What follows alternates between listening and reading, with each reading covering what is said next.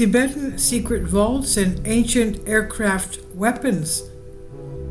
From the Mahabharata of the Hindu texts, an ancient Indian poem of unusual volume, we learn that someone named Asura Maya possessed a Vimana, a spacecraft of about 6 meters in circumference, that's about 18 to 20 feet, equipped with 4 strong wings.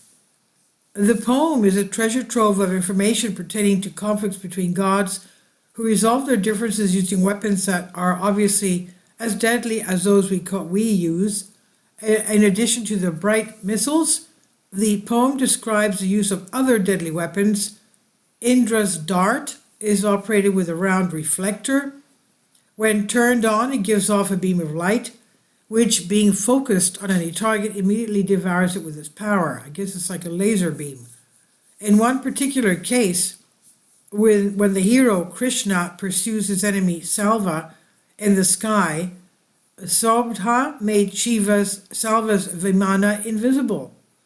Unafraid, Astra, means weapons of mass destruction, and many other types of terrible weapons are described quite authentically in the Mahabharata. But the most terrible of them was used against Vrish, and the narration says, Gurkha, flying on his fast and powerful Vimana, threw a single projectile charged with all the power of the universe at the 3 cities in Vrishi and Andak.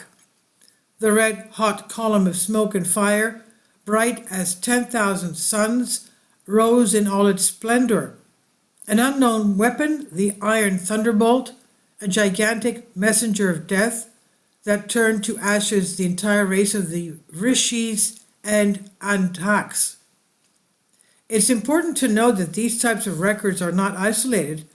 They correlate with similar information from other ancient civilizations. The effects of this iron lightning contains an ominously recognizable ring. Obviously, those who were killed by that were burned so that their bodies were not recognizable. Astra, the weapon of mass destruction of the gods. Astra appears before us as a supernatural weapon used by a particular deity. The mastery or use of a weapon required the knowledge of a mantra or invocation. Each Astra had special terms of use, and violation of the terms could be fatal. Due to the gigantic destructive power of this weapon, its knowledge was passed from teacher to student exclusively and orally. It was not written down, it was oral. Astra will play a very important role in both the Ramayana and the Mahabharata, where they are used in great battles by archers such as Rama, Karna, and Bhishma. In fact, there is a suspicion that in the case of the Vimanas, some asters worked on the basis of mercury or very similar liquids which can circulate, rotating almost at the speed of light. There are several dozen different astra according to their operating model and characteristics. Each main god had his own astra endowed with a certain power. For example, Devastra was the mythical equivalent of modern traditional rocket. The Asurastra that destroyed the Asuras was the mythical equivalent of modern biological missiles. Many say that 30,000 years ago, the gods destroyed the Asuras with nuclear weapons, but this is most likely a matter of opinion and interpretation of ancient texts in the modern sense. Also mentioned as the fearsome and destructive Brahmastra, the gift of Brahma, the creator, the mythical equivalent of modern nuclear weapons.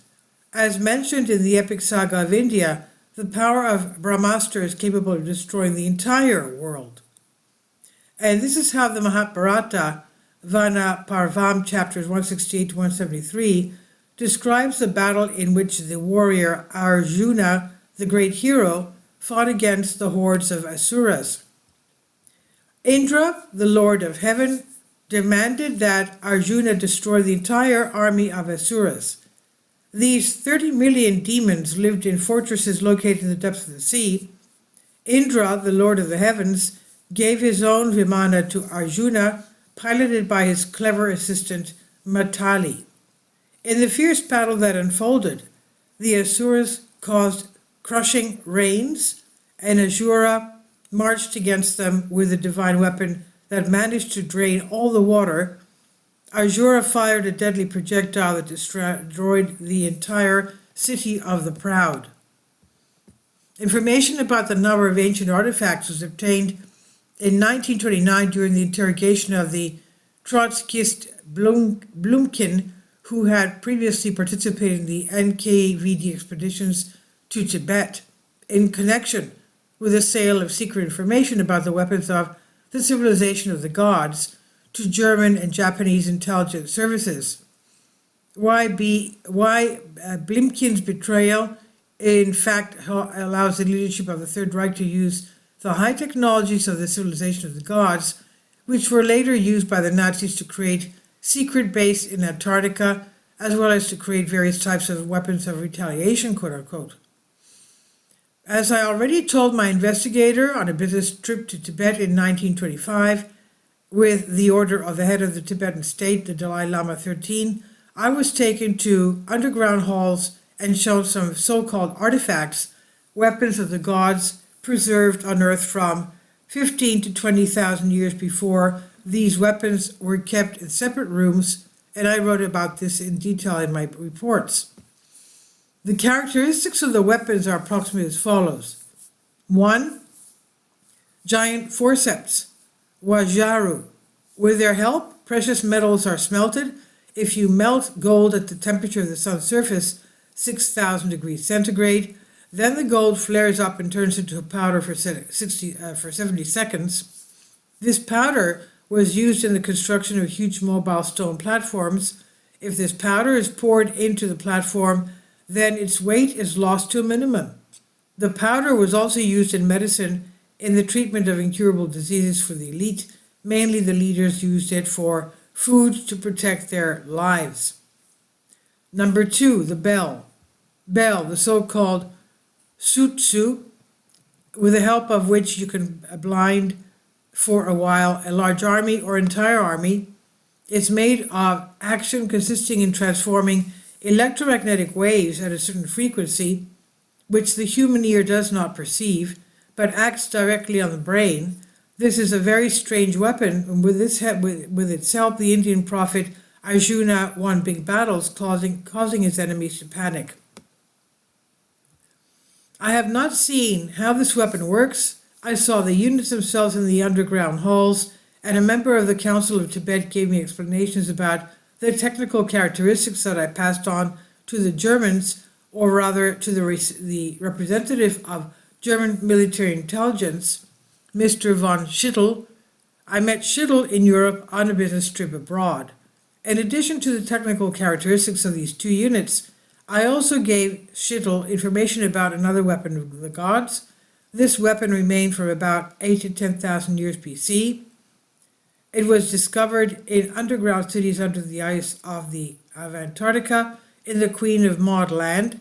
As far as I know, in order to get there, you need a key and a rite of passage, since this place is guarded by guards.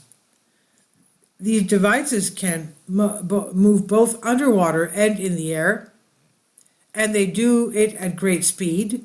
They move on special round-shaped aircraft, which are not airplanes and airplanes known to us. I also told their technical characteristics to Schittel. I also informed Schittel about objects that are located in all parts of the world in the mountains. With the help of these objects, in one moment it's possible to destroy all cities and industrial centers of all countries on Earth, regardless of the state and social system. As far as I understand from the explanations at the headquarters, and as I pointed out about this in my articles, in all parts of the world there are spheres dug into the mountains made of extra strong metal that cannot be sawed or blown up. Within these spheres are certain mechanisms that, when activated, generate a cloud similar to the sun. This cloud erupts in the atmosphere. It is controllable, hence can move along a certain trajectory, it explodes at the right place. The air defense system of ancient civilizations or civilizations is a separate huge mystery that we all have to solve. Now it becomes quite understandable. The secret stamp imposed on the official research of artifacts of ancient civilizations, as well as why, at the official level, all this research and artifacts themselves are hushed up or denied. The targeted campaigns to falsely falsify our real history are also being understandable. In addition, this information sheds light on the question of what kind of vehicles attacked Squadron of America Admiral Richard Byrd near Queen Maud Land in 1947 in Antarctica. This is from Solask. Please leave your comments and thank you for your support. Please support my Patreon account. The daily posts are 5 videos daily and they are totally different from what I have on my YouTube channel. Thank you so much for your support and that you find all my content so interesting. You'll find the Patreon account details in the description box below.